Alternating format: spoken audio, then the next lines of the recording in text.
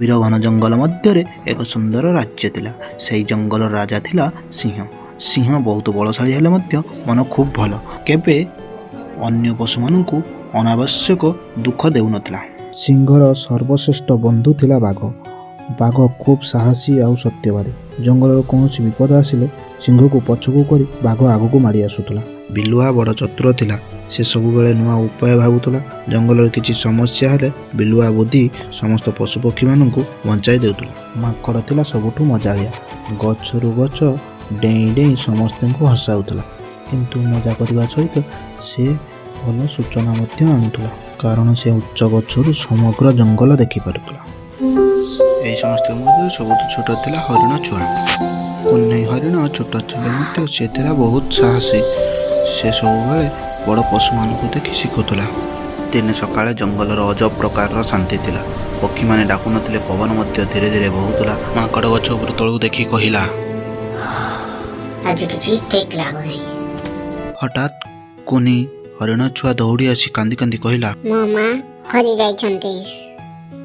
समस्ते चिंतारे पड़ी गले। सिंह गंभीर सुर रे कहिला, जंगल रे केही एका नुह, हमें समस्त मिसी कोनी हरिणर मां को खोजिबा।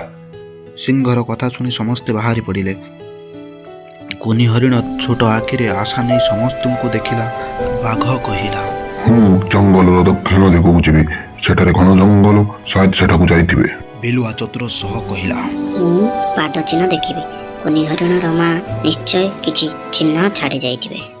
माकड़ गछ उपर चढ़ी कहिला, मु ऊपर समग्र जंगल देखिबी। केउठी किछि गोलमाल हेले प्रथमे मते देखाजिवो। सिंह कुन्नी हरिण को निज पाखर रखी कहिला, डरनी छुटू, तमा निश्चय मिलिबे।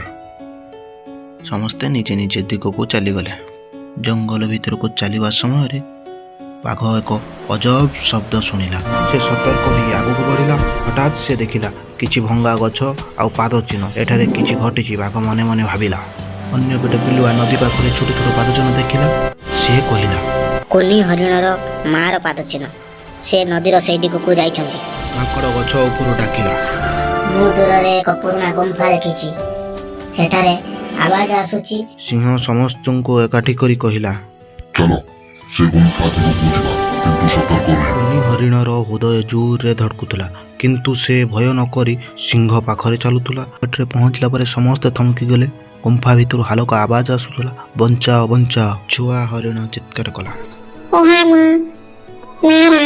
सिंह गर्जन करी कहिला, हमें आसीगलु। गुम्फा मुहरे समस्ते छिड़ा हुई चुप होई गले। भितरे अंधार ठंडा पवन बहुतला। मांकड़ धीरे कहिला, भितरे किछि अछि मते भल लागुनी। सिंह गर्जन करी गुम्फा भितर को डाकिला, किए अछ सेठारे? हठात गुम्फा भितर एक बड़ छाई देखागला। बाघ तुरंत आगू आसी सिंह पाखरे छिड़ा होईगला।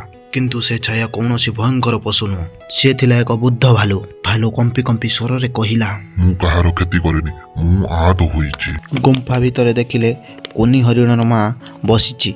तांको पादरे घा होईची। कोनी हरिण दौड़ी जाई मां को आलिंगन कला। मां, कोनी हरिणर मां कहिला, मु तते खोजुतली, सेतेबेले खसड़ी पड़ी। बुद्ध भालू कहिला, मु साहाय्य करबाकू चाहुतली, किंतु निजे आद थिली।